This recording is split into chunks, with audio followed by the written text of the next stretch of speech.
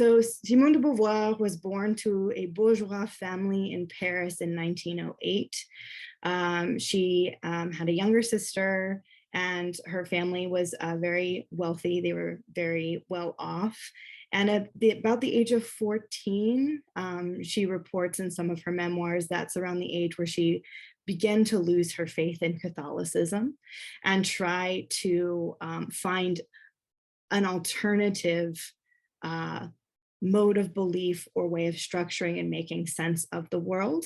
And that drew her at a very young age to philosophical inquiry, right? And in that pursuit of philosophical inquiry, she actually ended up participating in a lot of philosophy classes, but she wasn't officially registered for them. And some of her classmates included Lévi-Strauss, Merleau-Ponty, and her on and off life partner, Jean-Paul Sartre, right? So she met all of these really influential people and influenced them in turn at a very young age. And at the age of 21, she participated in the the final level of academic integrity for undergrads, like this national test that France has to receive your degree, even though she was never officially enrolled in these courses. And through this institution in Paris, she and Jean-Paul Sartre were neck and neck for the best thesis. Jean-Paul Sartre won by a hair, but to this day, at the age of 21, Simone de Beauvoir is the youngest person to pass that test. Right. And then entering into her young adulthood and into her adulthood, she really didn't think of herself as a philosopher, even though she had completed the study in philosophy. She thought of herself primarily as a writer.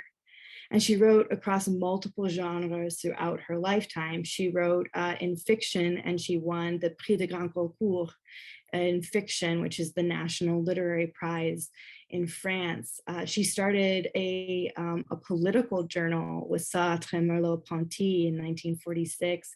She did reporting for Vanity Fair and the New York Times, right? And she also, of course, wrote many essays on theory that found a lot of audience in a public way. Right. So she wrote in multiple different genres and considered herself an author first. She was also a political activist. Throughout most of her adulthood, she fought for the recognition of women's rights in France, and then also for the liberation of many of France's colonies into the 50s and the 60s. She was also a member of the Marxist Party in France, and that did influence a lot of her activism and her focus. And also we will see that as we talk about her, like why we would study her. She has a framework for liberation, right? That's very informed by that. Of course, something that we need to address with Beauvoir, it's like, this is always something I'm torn about, no matter my audience, whether it's a BISR audience, whether it's my undergrads, or if I'm teaching a grad seminar, how much of somebody's personal life can come to overshadow the theoretical output that they produce, and especially with women, right? There's this tendency in the history of thought that women are foreshadowed by the men in their lives, right? And so the personal life of Beauvoir has been a topic of speculation and Imagineering for many, many years, for decades even, well before her death. And so she and Jean-Paul Sartre, as I said, had this on again, off again relationship throughout their entire lives, like an open relationship throughout their entire adulthood, and they're buried in the same plot in Cimetière de Montparnasse in Paris. And so there's this way in which her work and her contributions as a philosopher, as a theorist, as a towering literary figure can get overlooked by those aspects of herself. And so I think one of the most important components of courses like this is to really recenter her as a figure, as a thinker who contributes this really wonderful understanding of the world and resistance in her own right, without the men that she was speaking with and against in many instances. So that's what I want to share about Simone de Beauvoir's life, who she is. And we can talk a little bit in the next slide about how her legacy continues beyond this overshadowing of her personal life, right? So why should we study Simone de Beauvoir? Why should we study this French lady who died in the 80s, who didn't even really write in English, right?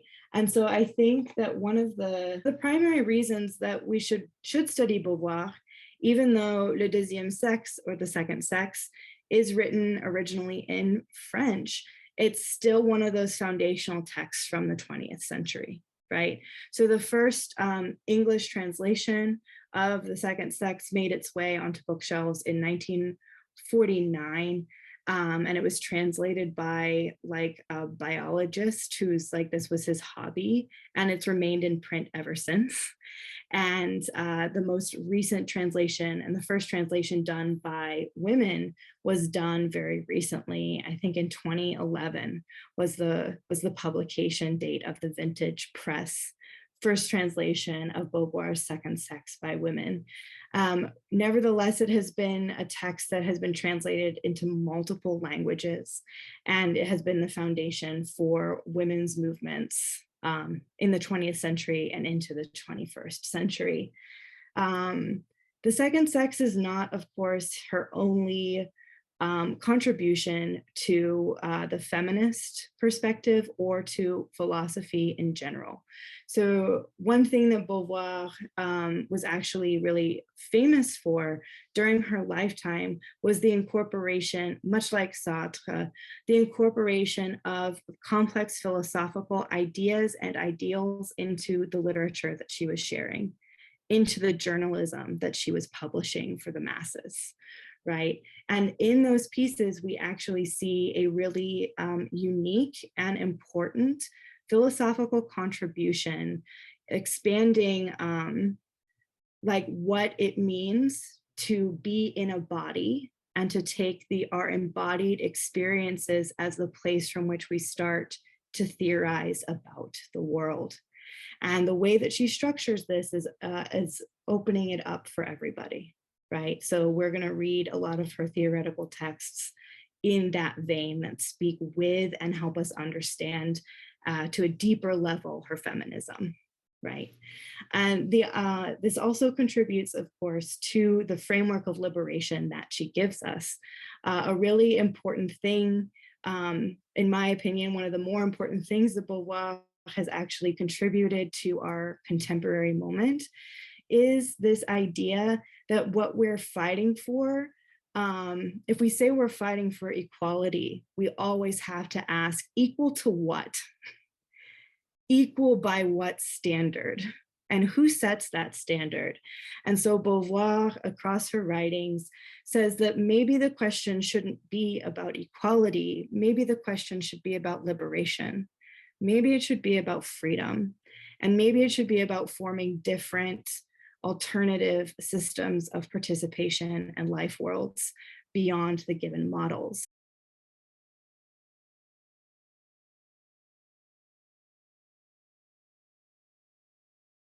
So I heard tell of her in high school. I read Sartre's No Exit my sophomore year of high school, and did a little bit of research into his biography, and that's where I first came across her work.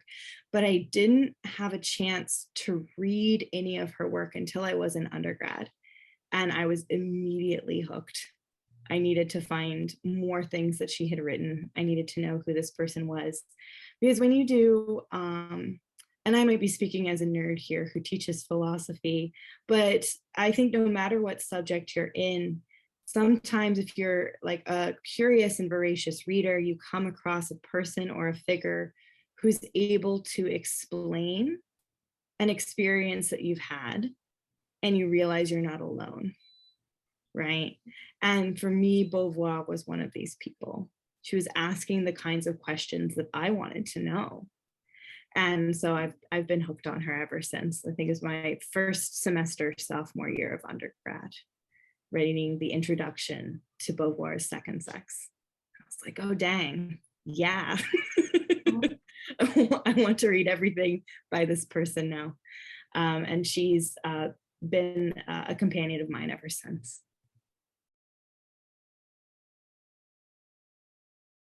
Yeah, I mean, for me, Nietzsche is definitely one of those people, funnily enough. And I taught a course on Nietzsche this past summer with BISR, and I hope to do it again. But other figures like that, Sarah Ahmed is also a figure that I feel that way about. And I also have taught an Ahmed course with BISR. But Aimé Césaire is another one. And oh, there's another one that's like a really close companion of mine, Angela Davis, actually. Most of her work I keep near and dear to my heart, and Ruth Wilson Gilmore, for sure. Those are my intellectual companions for the time being.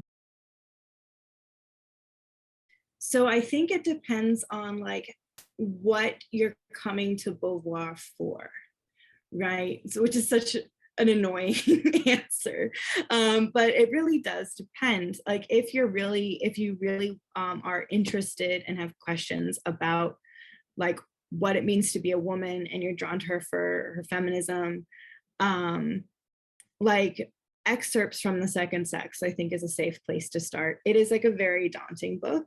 It's like 800 pages, 2 volumes, but just reading part 1, I think, is a really good start. If you're coming to get this sense of like embodiment and what it is to move through the world in a particular way, Le Mandarin, or Memoirs of a Dutiful Daughter, her fiction book that won the literary prize in France, and then her memoirs, right, would be really good places to start. And she also wrote a lot of really interesting and important journalism pieces. So An Existentialist Looks at Americans is one of my favorite little pieces as an introduction to Beauvoir, where I think that was one was published in Vanity Fair. And it's a piece where she's actually really thinking about like this like cross-cultural experience, this cross-lingual experience, and what like an embodied form of philosophy looks like, and exposure to new things. It's like a really interesting piece for that kind of self-assessment. Even though I will say my favorite text, which is near and dear to my heart, but maybe a little daunting without a reading group or a course or assistance, is Ethics of Ambiguity. I think if I could give the world a starter book for philosophy, that would be the one I would give them, for sure. One of the things I really admire about Beauvoir, and why I return to her again and again, is because she's one of those theorists who really takes on board and tries to practice the theoretical tools that she gives us through her writing, right? And so like I have a bunch of really fun photos of her like going to Cuba and hanging out with like Che and Castro, right, from the Marxist Party envoy with France in like the late 50s, early 60s. And like there was this photo of her marching in 1971 in Paris for access to reproductive health care, right, in France. But I think one of the things that brings me back to her time and time again is that in her writings, you can see this evolution from like a more traditionalist academic standpoint to asking these serious questions of liberation and not being afraid to incorporate them into her analysis, into her journalism, into her fiction, and into her theorization. And as an academic, that kind of openness is something that I really aspire to. like as life moves on. And I can give an example, right? So she used to, so in the 1940s, Beauvoir, in post-war, she and like Sartre would go on vacation with Camus in Algeria a lot, right? Which was a French colony, right? And she used to kind of poo-poo the revolutionary efforts of Algerians against the French, right? And we also have a course on the Algerian Revolution with BISR if people are interested. Also this session. But as through the 50s and 60s, she began to really see and come to terms with how the French were treating Algerians. And she became an avid supporter of Algerian women's movements in fighting for that liberation from France, to the point where her and Sartre's apartment was bombed, right, while they weren't home. And so, like, just thinking about being willing as a theorist to recognize that the work you're doing has, like, demands you to make those kinds of concessions, right? That's something I really admire about her.